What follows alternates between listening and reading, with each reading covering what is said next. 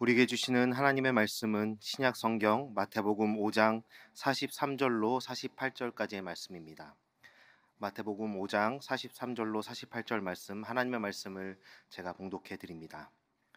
또 내 이웃을 사랑하고 내 원수를 미워하라 하였다는 것을 너희가 들었으나 나는 너희에게 이르노니 너희 원수를 사랑하며 너희를 박해하는 자를 위하여 기도하라. 이같이 한즉 하늘에 계신 너희 아버지의 아들이 되리니 이는 하나님이 그 해를 악인과 선인에게 비추시며 비를 의로운 자와 불의한 자에게 내려 주심이라. 너희가 너희를 사랑하는 자를 사랑하면 무슨 상이 있으리요? 세리도 이같이 아니하느냐? 또 너희가 너희 형제에게만 무난하면 남보다 더하는 것이 무엇이냐? 이방인들도 이같이 아니하느냐?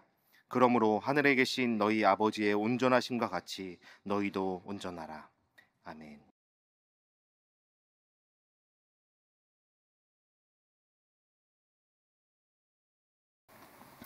잘 지내셨죠? 네. 오늘 설교는 제가 조금 이렇게 어두운 가운데 말씀을 좀 전해드려도 이해해 주시면 좋겠습니다. 이게 굉장히 오늘 제게 있어서는 무거운 내용의 말씀이어서 상쾌하게 말씀을 드려야 될 텐데 제가 조금 이렇게 어려운 이렇게 설교를 합니다. 여러분들도 이 말씀이 여러분들의 그 마음에 한 번 더 부대끼고 이번 주에 이 말씀을 가지고 좀 씨름하면 좋겠다 하는 생각을 합니다. 산상수훈의 말씀이 매번 어렵지만은, 듣기도 어렵고 실천하기도 어렵지만은 오늘 본문은 가장 그 수위가 높은 본문이 아닌가 하는 생각을 합니다. 왜냐하면 오늘은 원수를 사랑하라 라는 주제의 말씀인데, 웬만해서는 우리 여기 앉아 계신 분들, 저를 비롯해서 한두 명의 왼수는 다 갖고 있지 않을까 하는 생각을 합니다. 우리는 원수라고 안 하고 왼수라고 하는데, 그 왼수가 집안에도 있을 수 있고 또 일터에도 있을 수 있고 또 과거에 있었던 사람이었을 수도 있고 현재 나를 힘들게 하는 사람일 수도 있는데, 외면하고 싶은 그러한 그 부분의 모습을 우리에게 바로 이렇게 들이미는 그러한 그 말씀이 아닐 수 없습니다. 그래서 오늘 이 말씀을 참 실천하기 힘들지만 실천할 수 있는, 그나마 실천할 수 있는 원리를 우리가 한 번 더 생각해 보는 시간이 되면 좋겠습니다. 미국에 가면은 워싱턴 DC에 참 볼 게 많습니다. 그래서 워싱턴 DC에 가면 관광객들이 많은데 꼭 보고 와야 될 것 중에 하나가 토머스 제퍼슨 기념관입니다. 참 멋있습니다. 사진을 좀 보여드리면은 토머스 제퍼슨 기념관은 로마에 있는 판테온 신전을 그대로 본따서 만든 건데, 차이가 있다고 한다면 규모가 좀 크고, 그리고 하얀 대리석으로 지은 그러한 건축물입니다. 이 토마스 제퍼슨 기념관은 사진에도 보듯이 해가 뉘엿뉘엿 질 때 조명이 아주 예쁩니다. 조명이 하얀 대리석에 비치게 되면 그것이 눈이 부실 정도로 아름다운데, 그래서 거기에 계신 분들은 낮에 보지 말고 이 해질녘에 선셋이 있는 그때에 가서 꼭 사진을 찍어라, 이제 그렇게 주문 얘기들을 해 주십니다. 자, 이제 사진은 내리셔도 괜찮고요. 이 토마스 제퍼슨 기념관에서 있었던 이야기입니다. 어느 관장이 이제 새로 부임을 했는데 쭉 예산을 살펴보니까 이상한 점이 발견이 됩니다.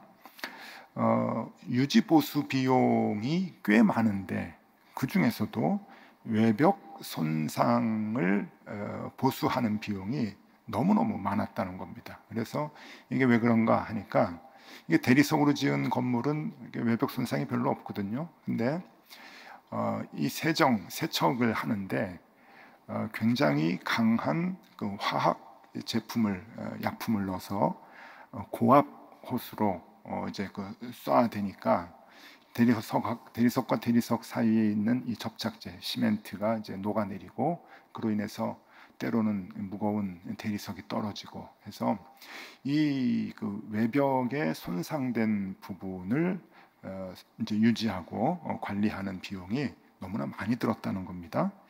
그래서 이걸 좀 줄일 수 있을까 고민을 하다가 물로 한번 해봐라. 근데 물로 했더니 지워지질 않는 거예요. 더러워진 부분들이. 그래서 왜 안 지워지나 했더니 이게 그냥 먼지가 묻어서 더러워진 게 아니라 비둘기들이 하도 앉아가지고 똥을 싸니까 이 비둘기 똥을 제거하는 데는 강력 세정제하고 고압 이제 호수밖에 안 된다는 겁니다. 그러니까 어쩔 수 없이 이제 그걸 계속 이제 쏴대니까 이게 외벽이 손상이 자꾸 되는 거죠. 자, 그러면 이걸 어떻게 해결을 하는가? 계속 그렇게 해야 되는가? 비둘기를 쫓아내자. 그래서 비둘기를 이제 쫓아내기 시작을 합니다. 관광객이 토마스 제퍼슨 기념관 마당에서 비둘기에게 모이를 주지 못하도록 규제를 하고, 또 직원들이 가능하면은 그냥 비둘기를 쫓아내느라고 여러 가지 이제 방법을 동원을 했는데 결국은 실패를 합니다. 비둘기가 도무지 도망가질 않습니다. 계속 옵니다. 그래서 왜 비둘기가 모이도 주지 않는데 왜 오는가 자세히 이제 관찰을 해봤더니 비둘기가 가장 좋아하는 먹이가 거기에 많은 거예요. 그게 뭔가 하면 거미랍니다. 거미. 이 거미가 건물 구석구석마다 거미줄을 쳐대는데 그 거미를 먹으려고 비둘기가 끊임없이 날아오는 거죠. 그리고 배부르게 먹고서는 똥을 그렇게 싸댄다, 이렇게 그런 건데, 그러면 이 거미를 이제 제거를 하는 거예요. 직원들하고 이제 전문 업체 불러다가 구석구석 거미줄을 다 제거를 하는데, 여러분 저희 집도 그렇지만 이 거미가 한두 마리 나오면 이게 그거로 끝나지 않습니다. 거미줄 치우면 그 다음날 또 치고, 또 나와서 거미줄을 치고, 그거 제거하면 또 치고, 어디에 숨어 있었는지 그렇게 나와가지고 이제 거미들이 거미줄을 치는데, 자꾸 그것이 또 반복이 되니까 이게 왜 그러는가? 자꾸 제거를 해도 안 되길래 이제 관찰을 해보니까 거미가 제일 좋아하는 나방이 거미줄에 자꾸 붙는 거예요. 그래서 이 나방이 왜 오느냐? 그럼 나방은 어디서 오느냐? 나방을 없애야 되겠다 했는데 나방이 계속 오는데 그 원인을 알게 됩니다. 그게 뭔가 하면은 조명 때문인 거예요. 덕소에 사시는 분은 이 덕소 벌레가 저녁에 조명을 쫙 쫓아서 막 날아오는 거 우리 경험을 하는데 똑같은 원리죠. 나방이 이 조명 쫓아가지고 막 오다가 보니까 거미줄에 걸리고, 거미줄에 걸리니까 거미가 나방을 먹고, 그 거미가 많이 거미줄을 치니까 그 거미를 먹으려고 비둘기가 오고, 비둘기가 그거를 먹고서는 똥을 싸대니까 이게 벽이 이게 지저분해지고, 그거를 물로는 안 되니까 아주 특별 세정제, 강력한 세정제를 가지고 이제 씻어냈다고 하는 거예요. 그러니까 이제 무슨 방법을 썼는가 하면은 그럼 조명을 늦게 켜자. 그래서 다른 지역보다 조명을 한 2~5시간 늦게 이제 점등을 했답니다. 그러니까 워싱턴 내에 다른 지역에서 조명이 다 이제 켜지고 난 뒤에 마지막에 조명을 켜니까 이 숲속에 있었던 벌레들이 다 다른 지역으로 먼저 가서 이 토마스 제퍼슨 기념관의 조명을 킬 때는 이제 현저히 개체수가 적게 이제 모여들었다. 그래서 결국은 예산이 엄청나게 줄었다. 전기요금도 줄고 세척하는 유지 관리 비용도 많이 줄게 됐다고 하는 내용입니다. 유명한 이야기인데 여기에서 무슨 이론이 나오는가 하면은 귀인오류라고 하는 말이 나옵니다. 귀인오류. 그러니까 원인은 다른 데에 있는데 자꾸 헛다리 짚는 것을 귀인오류라고 얘기합니다. 분명한 상황적 요인이 있는데 그것보다는 감각적이고 감성적인 것으로 원인을 찾으려고 하다 보니까 자꾸 다른 것을 이렇게 짚는다고 하는 것이죠. 그래서 분명한 원인이 있는데 다른 이 원인을 찾아서 문제 해결을 하려고 하는 것, 그것을 귀인오류라 그렇게 얘기를 합니다. 요즘 그 교회가 욕을 많이 먹죠. 뭐 이게 자꾸 이런 얘기하면 식상할 정도로 이렇게 피로도가 높을 정도로 이게 교회가 몰락을 하고 교회가 자꾸 이렇게 그 사회 사람들에게 지탄을 받는다라고 얘기를 하는데, 이게 어제 오늘의 얘기가 아니라 오래전부터 있었던 일이고, 제가 알기로는 그 제가 목회 한참 할 때부터 시작이 됐으니까 지금부터 한 20년 전쯤 아닌가 싶어요. 한국교회 위기다라고 하는 얘기가 나왔는데, 이게 바닥이다 하는 얘기가 자꾸 나오는 거예요. 그래서 자꾸 내려가다가 무적행이다 뭐 그런 얘기까지 있어요. 바닥이 없는 데까지 내려간다 뭐 그러는데, 그 한참 이런 위기설이 있을 때가 10년 전입니다. 10년 전에 너무 그 한국 교회가 이제 그 몰락하는 그 위기를 이제 그 안고 경각심을 갖고 한국 교회를 살리기 위해서 2015년 4월 10일, 그러니까 정확히 10년 전에 한국 복음주의 협의회가 모입니다. 이거는 한국 교회의 거물들, 그러니까 영향력 있는 사람들이 회원이 되는데, 그 협의회가 모여서 컨퍼런스를 엽니다. 컨퍼런스의 주제는 한국 교회 침체의 원인이라고 하는 주제입니다. 이게 도대체 어디에서 오느냐 진단을 하고 그 컨퍼런스에서 결론을 내렸는데, 그 결론이 두 가지입니다. 한국 교회를 다시 회복하기 위해서는 이 두 가지가 회복되면 되는 거죠. 첫 번째가 뭐냐면은 주일 성수를 소홀히 한다. 한국 교회 교인들이 주일 성수를 소홀히 한다. 주일 성수에 목숨을 걸어야 되는데 소홀히 한다라고 하는 진단을 했고, 또 하나는 각 교회들이, 한국 교회 교회들이 주일 저녁 예배를 폐지했다. 그게 원인이다. 그렇게 얘기를 합니다. 그래서 교인들이 주일 성수를 소홀히 하고 교회들은 주일 저녁 예배를 폐지하면서 한국 교회가 몰락의 길을 걷기 시작했다. 이제 그러는 거예요. 만약에 이게 정말 그 원인이라고 한다면 우리 높은 뜻 교회가 큰 역할을 했죠. 우리는 그 주일 오후 예배가, 저녁 예배가 아예 없으니까. 그런데 여러분, 그 당시에 한국 교회는 어떤 상황이었냐면은, 그러니까 사회로부터 어떤 지적을 받고 있었는가 하면은, 대형 교회들이 담임 목사를 아들에게 주는 세습 문제가 편만에 있었고, 또 교회들이 좀 크면은 돈이 많이 모이는데 이 돈들 때문에 재정 비리가 많았습니다.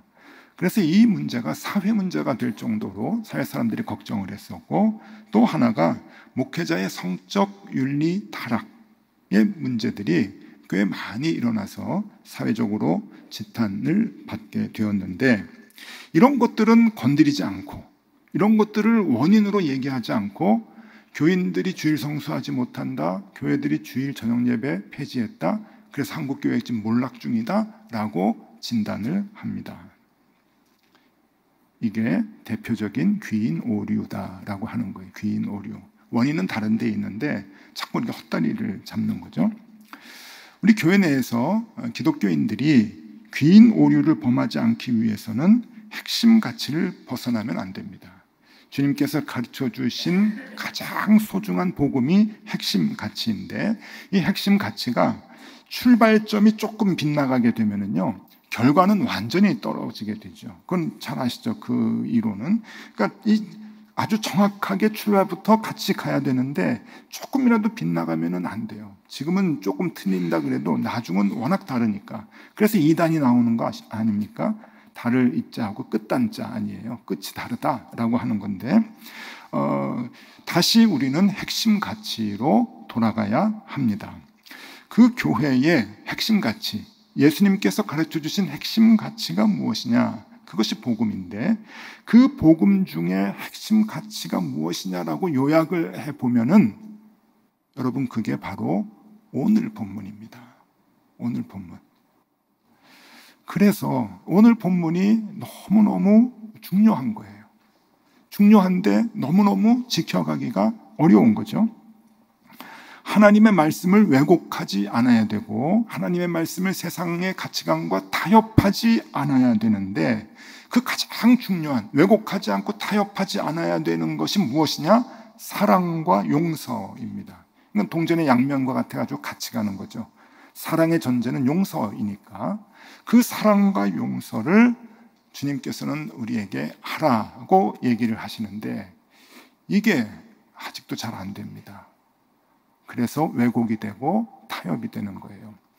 이렇게 복음을 우리가 순수하게 간직하지 못하니까 이걸 뭐라고 지적을 하시는가 하면은 스탠리 존스라고 하는 선교사님이 계셔요. 우리 시대의 그 선교의 아버지라고 하는 굉장히 존중받는 선교사님이에요. 미국의 감리교 선교사님이신데 목사님이신데 평생 인도를 위해서 애쓰시고 헌신하신 목사님. 이 선교사님이 선교에 대해서 뭐라고 얘기를 하시는가 하면은 교회는 선교의 주체이자 객체이다. 아주 중요한 얘기를 하셔요. 교회는 선교의 주체이자 객체이다. 이게 무슨 말이냐면은 우리 높은 뜻 교회가 선교의 주체가 돼서 단기 선교도 보내고 선교사도 보내고 하면 복음을 막 전하잖아요. 이웃들에게 복음을 전하는데 그 선교의 주체가 되기도 하지만 높은 뜻 덕서교회는 선교의 대상이 되어야 한다고 하는 거예요. 역설적이게도 우리가 복음을 받지 않으면 교회로서의 역할을 감당하지 못한다는 거죠. 그렇기 때문에 교회는 복음을 받아야 하는 선교지다라고 하는 거죠. 이 문장을 접하는 순간 정말 이렇게 뭐라 그럴까요? 마음이 굉장히 무거워지더라고요. 내가 목회를 어떻게 해야 되는가? 복음에 벗어나는 교회를 세워나가서는 안 되겠구나 하는 경각심을 이제 갖게 됩니다. 그러니까 여러분들이 복음의 주체가 되기 위해서는 여러분이 끊임없이 복음을 받으셔야 돼요. 선교의 불모지라고 생각을 해서 여러분들이 매일매일 복음을 받고 그 복음을 가지고 살아내려고 발버둥을 치셔야 되는 거죠. 오늘 예수님께서 하신 말씀 중에 눈여겨봐야 할 것이 있습니다. 굉장히 중요한 부분인데요. 43절입니다. 43절에 또 내 이웃을 사랑하고 내 원수를 미워하라 하였다는 것을 너희가 들었으나, 예수님께서 옛날의 율법을 얘기하시면서 그 율법을 바르게 다시 해석을 해주시는 게 산상수훈인데, 이 43절이 이 중요한 핵심의 키가 됩니다. 열쇠가 되는데, 이게 뭐 그냥 평범하게 늘 읽었던 말씀인데 이게 뭔가 이렇게 생각하실 수 있지만, 여기서 내 원수를 미워하라 라고 하는 말이 중요해요. 내 이웃을 사랑하고 내 원수를 미워하라 라고 너희들이 들었으나, 이게 무슨 말이냐면은 옛날에 율법을 그대로 이제 가르치는 선생님들이 그때 계셨어요. 율법학자들, 서기관들, 그리고 바리새인들이 지도자가 돼가지고 다 가르쳤단 말이죠. 근데 뭐라고 가르쳤느냐? 이웃을 사랑하고 원수는 미워하라 라고 가르쳤던 것 같습니다. 이제 그것을 예수님께서 너희가 그렇게 배웠지만, 그렇게 들었지만 아니야, 그러면서 밑에 이제 설명을 하는 거죠. 그런데 지금 그 구약에 원수를 사랑하라, 원수를 미워하라, 이 내용이 지금 어디에 있는가 하면은 레위기 19장에 있는데, 그 레위기 19장의 말씀을 예수님께서 지금 풀이해 주시는 거예요. 레위기 19장 17절 18절인데요. 너는 내 형제를 마음으로 미워하지 말며 내 이웃을 반드시 견책하라. 그러면 내가 그에 대하여 죄를 담당하지 아니하리라. 원수를 갚지 말며 동포를 원망하지 말며 내 이웃 사랑하기를 내 자신과 같이 사랑하라. 나는 여호와이니라. 이 두 구절의 말씀을 지금 예수님께서 얘기하시는데 뭔가 달라요. 뭐가 다르냐? 원수를 미워하라는 얘기가 없습니다. 성경을 아무리 찾아봐도, 율법서를 아무리 찾아봐도 원수를 미워하라는 얘기가 없어요. 그저 견책하라. 견책은 얘기해서 바꾸라. 그러니까 좀 나무래라. 좀 잘못하고 죄를 짓는 사람이 있으면은 지적을 하고 나무래가지고 좀 바른 길로 가도록 해라. 그래야 그 친구가 더 죄 가운데 거하지 않고, 그 친구가 죄 가운데 거하지 않도록 너도, 그 친구가 죄를 계속 짓게 되면 너도 죄인이니까, 책임이 있으니까 너도 거기에서 자유롭지 못해. 이제 그 얘기거든요. 원수를 미워하라는 얘기가 없어요. 그런데 원수를 미워합니다. 이게 뭘까요? 그냥 이렇게 표면적으로 보면은 왜곡이죠. 왜곡. 잘못 가르치고 그 다음에 잘못 해석하고 잘못 가르치는 거예요. 그런데 내면에는 뭐가 있을까요? 타협이에요. 타협. 원수를 사랑하는 거 못하거든요. 불가능한 것 같이 여겨지거든요. 원수는 갚아야지 어떻게 원수를 사랑합니까? 사랑하기 위해서는 용서해야 되는데 용서 못할 대상들이 얼마나 많은데요. 그러니까 이건 타협을 해야 되는 겁니다. 그래서 율법학자도 왜곡해서 받아들이고 율법학자들도 왜곡해서 가르치는 거예요. 듣는 사람도 너무너무 좋아요. 편하잖아요. 원수를 사랑해라 라고 선포를 하시면 하나님의 마음이다 지켜라 그러면은 듣는 사람 불편하죠. 그러니까 원수는 미워해 하면은 편해요. 우리가 원수는 짓밟아야지 그런 마음이 있거든요. 나를 미워해? 하나님의 자녀인 나를 미워해? 너도 죽어봐라. 마음의 가책 없이 미움을 실천할 수 있죠. 예수님의 말씀은 그게 아니다라고 하는 겁니다. 왜곡하지 말아라, 타협하지 말아라. 오늘날로 언어로 바꿔서 제가 해볼게요. 하나님의 말씀을 지키기가 꽤 힘듭니다.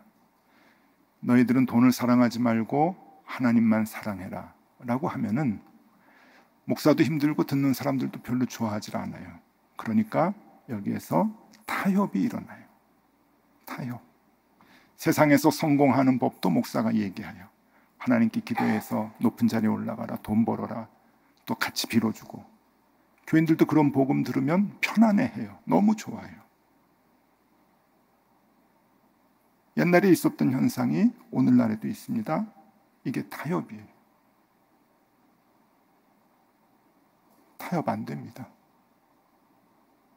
타협하지 말라는 겁니다.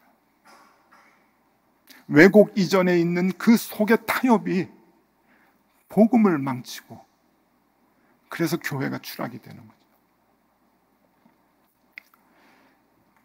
46절에서 48절까지 말씀입니다.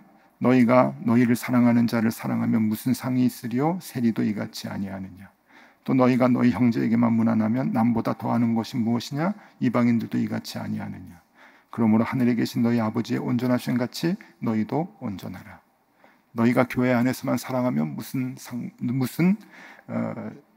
상이 있느냐? 너희가 너희들끼리만 주님 주님 하고 인사하고 믿음의 얘기를 하면은 무슨 상이 있느냐? 그 얘기죠.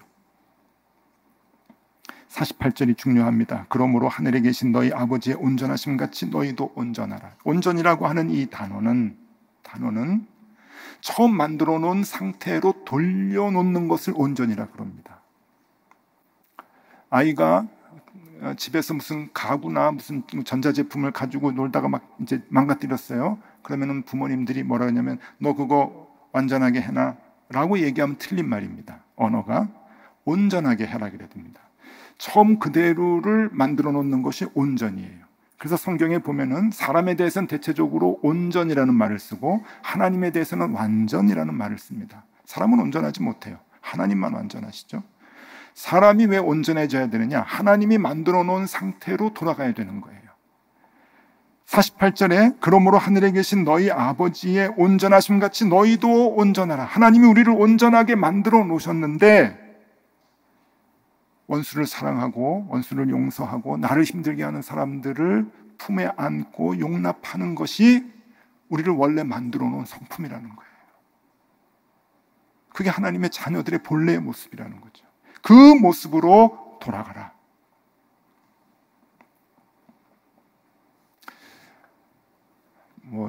실천이 쉽지 않죠. 왼수들이 자꾸 생각나는데 아이고 이거 나만 손해보면 어떡해요. 그래도 그놈도 좀 속이 좀 아파야죠. 그런 생각을 좀 할 수 있거든요. 그래서 참 실천이 어려운데 실천할 수 있는 기준이 우리 안에 있으면 조금씩 해나갈 수가 있습니다. 그 기준을 여러분들에게 말씀드리면 생선 사진 다시 보여드립니다. 이게 우리의 마음 가운데 있는 하나님의 말씀을, 복음을 따라 살아가는 기준입니다. 생명이 사망을 반드시 이긴다. 선이 악을 반드시 이긴다. 사랑이 미움을 반드시 이긴다. 진실이 거짓을 반드시 이긴다. 기독교의 핵심 가치, 복음의 핵심 가치인 십자가 신앙과 부활 신앙이죠. 우리 이미 다 알고 있죠. 근데 이것을 마음에 새겨야 돼요. 그러면 악한 사람이 내게 해를 끼치려고 다가와도 선이 반드시 악을 이겨 하는 믿음이 있으면 견뎌낼 수 있는 거죠.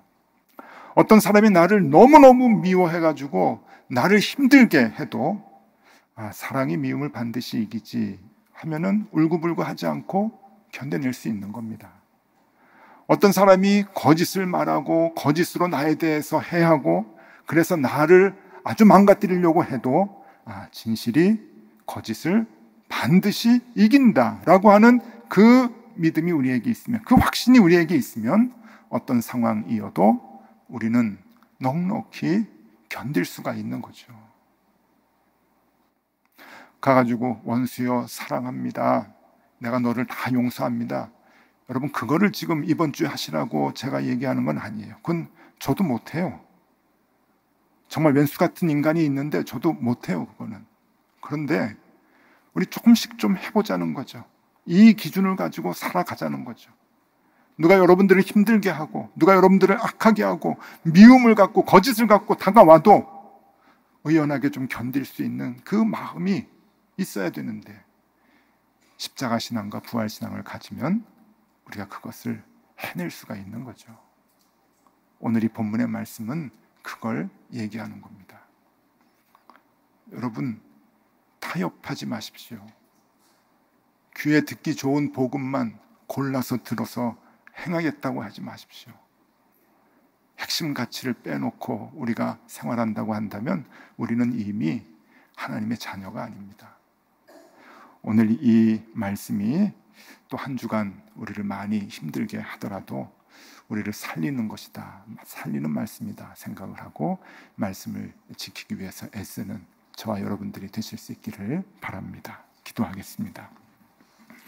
주님, 우리가 옳은 길을 따르게 하여 주옵소서. 그래서 주님이 창조하신 대로 온전히 살게 하여 주시옵소서. 이 땅에서 하늘을 보여주는 사람들이 되게 하여 주옵소서. 생선사진 실천함으로 주님의 나라가 이 땅에 있음을 많은 이들에게 보여주게 하여 주시옵소서. 예수 그리스도 이름으로 기도드리옵나이다. 아멘.